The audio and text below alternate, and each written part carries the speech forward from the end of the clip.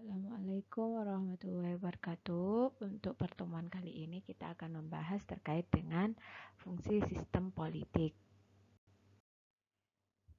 Pada fungsi sistem politik ini kita akan mempelajari terkait dengan pengertian sosialisasi politik, fungsi rekrutmen politik, fungsi komunikasi politik, fungsi stratifikasi sosial, fungsi input sistem politik Indonesia, fungsi output sistem politik Indonesia, dan pendidikan politik. Akan tetapi di pembahasan kali ini kita akan membahas sampai pada fungsi komunikasi dari politik. Selanjutnya terkait dengan fungsi stratifikasi sosial kita akan bahas di pertemuan selanjutnya. Untuk pembahasan pertama kita masuk ke pengertian sosialisasi politik. Jadi silakan dipahami apa yang dijelaskan dalam pembahasan ini. Di dalam buku yang saya bagikan, sosialisasi politik memiliki pengertian yang sangat beragam, akan tetapi di sini dalam penjelasannya, sosialisasi politik itu merupakan cara untuk memperkenalkan nilai-nilai politik, sikap dan etika politik yang berlaku atau yang dianut oleh sebuah negara. Pembentukan sikap politik atau pembentuk sikap dan keyakinan politik membutuhkan waktu yang panjang dan proses yang terus-menerus. Nah, sosialisasi politik sendiri dapat diartikan sebagai proses yang dilalui seseorang dalam menentukan sikap dan orientasi terhadap fenomena-fenomena politik yang berlaku pada masyarakat tempat ia berada saat ini. Nah, pada tahap sosialisasi politik ini terjadi proses penanaman nilai-nilai kebijakan bermasyarakat atau prinsip kebijakan menjadi warga negara yang efektif. Nah, di dalam sosialisasi politik juga terdapat agen-agen yang terdiri 6 agen, yaitu ada keluarga, kelompok bermain atau bergaul, sekolah, pekerjaan, media massa, dan kontak-kontak politik secara langsung. Jadi ini 6 agen yang perlu kalian tahu dalam sosialisasi politik. Terus kemudian dalam pendidikan sekolah, pengalaman keluarga dan pengaruh pergaulan berperan dalam memperkuat keyakinan, tetapi dapat pula mengubahnya secara drastis. Artinya, dalam poin ini, sosialisasi politik itu juga bisa mempengaruhi dan mengubah cara pandang dari seseorang. Sedangkan sosialisasi politik juga dapat terwujud melalui transmisi dan pengajaran. Artinya dalam sosialisasi itu terjadi interaksi antara suatu sikap dan keyakinan politik yang dimiliki oleh generasi tua terhadap generasi muda yang cenderung masih fleksibel menerima pengaruh ajaran. Jadi sosialisasi politik itu ditentukan oleh lingkungan sosial, ekonomi, politik, dan kebudayaan tempat individu-individu berada. Para sarjana yang memberikan pengertian tentang sosialisasi politik sesuai dengan latar belakang disiplin keilmuannya diantara sebagai berikut. Nah, David Easton dan Jack Dennis ini memberikan definisi terhadap sosialisasi politik itu sebagai proses perkembangan seseorang untuk mendapatkan orientasi-orientasi politik dan pola-pola tingkah laku. Sedangkan Fred Greenstein itu mendefinisikan bahwa sosialisasi politik itu adalah penanaman informasi politik yang sengaja, nilai-nilai dan praktik-praktik yang oleh badan institusional secara formal ditugaskan untuk tanggung jawab ini, dan semua usahanya mempelajari politik baik formal maupun informal, dengan sengaja ataupun tidak terencana, pada setiap tahap siklus kehidupan dan termasuk di dalamnya tidak hanya secara eksplisit masalah belajar politik, tetapi juga secara nominal belajar sikap non-politik mengenai karakteristik-karakteristik kepribadian yang bersangkutan. Sedangkan R.S. Signal ini memberikan definisi bahwa sosialisasi politik itu sebagai proses belajar yang terkait dengan norma politik yang dapat dialihkan dari suatu generasi ke generasi berikutnya untuk menerima suatu sistem politik yang sedang berlangsung. Dan yang terakhir, menurut Robinson dalam yang diangkat oleh Alexis Estan ini, sosialisasi politik itu merupakan proses perubahan perilaku yang berhubungan erat dengan proses belajar. Sosialisasi politik yang diselenggarakan negara mentransformasi nilai-nilai yang menjadi pola keyakinan dan pola kepercayaan yang dapat membawa bangsa ke arah kebesarannya. Oleh karena itu, tujuan sosialisasi politik itu dapat dilihat dari beberapa dimensi, yaitu yang pertama ada dimensi psikologis, ada dimensi ideologis, dan dimensi normatif. Ketiga dimensi ini memberi dampak saling berkaitan yang sasaran antara lain karena adanya stabilitas berkesinambungan dalam arti lestarinya sistem politik berikut sistem nilai yang mendasarinya. Dimensi sosialisasi politik. Dimensi pertama, sosialisasi politik terarah pada pembentukan sikap politik dan kepribadian politik yang secara utuh merupakan faktor-faktor kejiwaan. Dalam proses ini berlangsung secara bertahap dalam rangkaian peristiwa politik. Hal ini berawal dari tingkat pemahaman atau pengenalan tentang politik (politik cognition-nya), terus kemudian dilanjut dengan pendalaman akan makna politik yang memberi dampak terhadap cara berpikir dan membuka cakrawala terhadap preferensi pikiran. Sedangkan dimensi kedua itu adalah dimensi ideologis. Nah, di mana dalam dimensi ini sebagai proses penerimaan terhadap ideologi yang telah menjadi pola keyakinan, terus kemudian ada simbol-simbol politik yang telah diinterpretasikan ke dalam simbol-simbol keyakinan politik. Pada dimensi ini, ideologi telah menjadi nilai-nilai yang mendominasi sikap perilaku kehidupan bernegara sehingga pengaruh-pengaruh kontemporer tidak memberi makna yang berarti. Sedangkan dimensi ketiga yaitu dimensi normatif, di mana dalam dimensi ini menunjukkan kondisi integrasinya sikap mental dan pola pikir dalam sistem norma yang berlaku. Norma menunjukkan kaidah-kaidah yang dibentuk penguasa dan kaidah-kaidah yang berkembang dalam masyarakat. Nah, apabila ketiga dimensi tersebut telah dapat diwujudkan, sasaran antara atau tujuan antara sosialisasi politik telah berhasil dan upaya pelestarian sistem politik, sistem nilai itu dapat didekati. Upaya pelestarian sistem politik pada umumnya dilakukan dengan berbagai cara. Semua unsur dan fasilitas yang dimiliki negara biasanya dimobilisasikan untuk tercapainya pelestarian tersebut.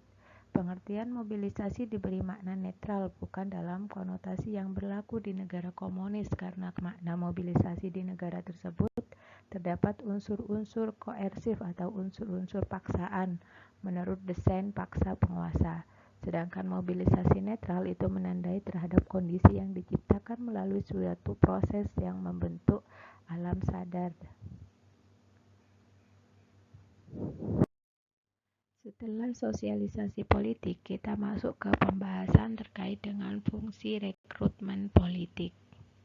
Pengertian rekrutmen politik. Nah, rekrutmen politik itu pada dasarnya berasal dari dua kata, yaitu rekrutmen dan politik. Rekrutmen itu berarti penyeleksian dan politik itu berarti yang berkaitan dengan urusan negara. Jadi rekrutmen politik adalah penyeleksian rakyat untuk melaksanakan urusan negara. Dalam KBBI, rekrutmen politik adalah pemilihan dan pengangkatan orang untuk mengisi peran tertentu dalam sistem sosial berdasarkan sifat dan statusnya atau kedudukan, seperti suku, kelahiran, kedudukan sosial, dan prestasi atau kombinasi dari semuanya. Nah, sedangkan tujuan dari rekrutmen politik itu adalah karena rekrutmen politik itu adalah proses seleksi atau rekrutmen anggota-anggota kelompok untuk mewakili kelompok dalam jabatan-jabatan administratif atau politik.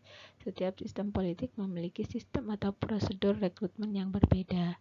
Nah, setiap partai politik memiliki pola rekrutmen yang berbeda. Pola rekrutmen anggota partai disesuaikan dengan sistem politik yang dianutnya. Di Indonesia, perekrutan politik itu berlangsung melalui pemilu setelah setiap calon peserta yang diusulkan oleh partainya diseleksi secara ketat oleh suatu badan resmi. Seleksi ini dimulai dari seleksi administratif, penelitian khusus, yaitu menyangkut kesetiaan pada ideologi negara. Nah, sedangkan tujuan dari rekrutmen politik itu adalah terpilihnya penyelenggara politik atau pemimpin pemerintah negara dari pusat hingga tingkat terbawah atau lurah atau desa yang sesuai dengan kriteria yang telah ditentukan dalam peraturan perundang-undangan yang berlaku dan ditentukan melalui konvensi yang berlaku dalam masyarakat Indonesia. Objek rekrutmen politik, masyarakat yang memiliki hak dan kewajiban menjadi objek dalam rekrutmen politik adalah seluruh masyarakat Indonesia yang sah sebagai warga negara Indonesia berdasarkan Undang-Undang 45 dan peraturan perundang-undangan lainnya. Dengan kata lain, setiap warga negara Indonesia baik pria maupun wanita tanpa membedakan suku, agama, ras, warna kulit, dan lain-lainnya memiliki kedudukan yang sama untuk memperoleh kesempatan mengikuti rekrutmen politik di seluruh tingkatan atau struktur politik yang ada. Tentu saja seluruh WNI terlebih dahulu harus memenuhi kriteria yang telah ditentukan oleh Undang-Undang Dasar 45 dan peraturan perundang-undangan lainnya. Hal ini sesuai dengan bunyi pasal 27 ayat 2 yang menyatakan bahwa setiap warga negara memiliki kedudukan yang sama dalam hukum dan pemerintahan. Jadi dalam objeknya rekrutmen politik itu tidak terbatas. Semua warga negara Indonesia itu berhak untuk mengikuti seleksi dari rekrutmen politik ini, tidak membedakan suku, agama, ras, warna kulit, dan lain-lainnya. Pada mekanisme rekrutmen politik ini ada 3 mekanisme dalam melaksanakan rekrutmen politik. Antara lain yang pertama itu melalui pemilihan umum, terus yang kedua ada fit and proper testnya, terus yang ketiga ada seleksi CPNS. Nah, untuk penjelasan dari mekanisme rekrutmen politik itu silakan untuk jelasnya dibuka kembali buku Sistem Politik Indonesia yang sudah dibagikan. Untuk selanjutnya kita akan membahas terkait dengan fungsi komunikasi politik, hakikat dan pokok-pokok komunikasi politik. Nah, untuk yang pembahasan pertama ini, komunikasi politik adalah salah satu fungsi yang dijalankan oleh partai politik dengan segala struktur yang tersedia, mengadakan komunikasi informasi, isu, gagasan politik. Partai politik menjalankan fungsi sebagai alat mengkomunikasikan pandangan dan prinsip-prinsip partai, program kerja partai, gagasan partai, dan sebagainya. Kedua, ada konsep komunikasi politik. Yang pertama, konsep komunikasi dalam sistem politik authoritarianisme. Konsep ini adalah komunikasi politik yang di dalamnya lembaga suprastruktur politik mengatur bahkan menguasai sistem komunikasi politik yang menghubungkan antara suprastruktur dan infrastruktur. Yang kedua, konsep politik dalam sistem politik libertarianisme. Pada konsep ini, masyarakat lebih besar memiliki pengaruh dalam mengendalikan media komunikasi politik dalam kehidupan masyarakat dan negara. Negara hanya memiliki daya untuk memantau atau mengendalikan sistem komunikasi agar tidak melanggar semua aturan atau hukum yang berlaku dalam negara yang dapat berakibat pada kerugian pada masyarakat umum. Sedangkan konsep komunikasi yang ketiga itu adalah konsep komunikasi politik dalam sistem politik social responsibility theory. Dalam komunikasi ini, artinya negara lebih besar memiliki pengaruh dalam mengendalikan media komunikasi politik kepada masyarakat. Masyarakat tidak memiliki daya yang kuat untuk mengendalikan sistem komunikasi politik atau hanya bisa menerima sebagian besar pesan komunikasi politik yang disampaikan oleh negara ataupun pemerintah. Menurut Sumarno AP, unsur komunikasi politik itu meliputi 2 unsur. Yang pertama ada unsur komunikasi politik dalam lembaga suprastruktur. Nah, dalam lembaga suprastruktur ini biasanya terdiri dari 3 kelompok, yaitu yang berada pada lembaga legislatif, eksekutif, dan yudikatif. Ketiga kelompok tersebut terdiri atas elit politik, elit militer, teknokrat, dan profesional group. Sedangkan unsur yang kedua adalah unsur komunikasi politik dalam lembaga infrastruktur politik. Nah, unsur ini terdiri atas beberapa kelompok, yaitu partai politik, interest group atau kelompok kepentingan, media komunikasi politik, kelompok wartawan, kelompok mahasiswa, para tokoh politik, dan fungsi dari komunikasi politik. Selanjutnya kita masuk ke pembahasan fungsi komunikasi politik. Yang pertama, fungsi komunikasi politik dalam aspek totalitas. Nah, dalam aspek totalitas di sini dimaksud adalah dengan mewujudkan suatu kondisi negara yang stabil dengan terhindar dari faktor-faktor negatif yang mengganggu keutuhan nasional. Ini artinya negara berkewajiban menyampaikan komunikasi politik kepada masyarakat secara terbuka atau transparan dan menyeluruh atau komprehensif, serta menghilangkan hambatan komunikasi antara negara dan masyarakat sehingga tercipta hubungan yang harmonis di antara keduanya. Sedangkan fungsi yang kedua adalah fungsi komunikasi politik dalam aspek hubungan suprastruktur dan infrastruktur. Sebagai jembatan penghubung antara kedua suasana tersebut dalam totalitas nasional yang bersifat independen dalam berlangsungnya suatu sistem pada ruang lingkup negara. Ini artinya pemerintah berkewajiban menyampaikan semua kebijakan keputusan politik kepada masyarakat dalam semua aspek kehidupan bermasyarakat, berbangsa, dan bernegara. Aspek yang dimaksud adalah aspek ideologi, ekonomi, sosial budaya, hukum, dan hankam, serta aspek lain yang berhubungan dengan sikap dan perilaku politik Indonesia kepada pihak internasional atau luar negeri. Unsur-unsur komunikasi politik ini terdiri dari 5 poin. Yang pertama ada komunikasi massa. Nah, pada komunikasi massa ini, pejabat yang termasuk dalam klasifikasi komunikasi massa itu antara lain adalah pejabat eksekutif, terus kemudian ada pejabat legislatif, dan ada pejabat yudikatif. Nah, di sini juga dalam unsur-unsur tersebut, politikus itu sebagai komunikator politik, terus kemudian komunikator profesional dalam politik, sedangkan yang ketiga sebagai aktivis atau komunikator paruh waktu. Nah, ini bisa kalian bahas atau baca di buku yang telah saya bagikan. Untuk poin kedua itu ada pesan. Pesan komunikasi politik adalah pesan yang berkaitan dengan peran negara dalam melindungi semua kepentingan masyarakat.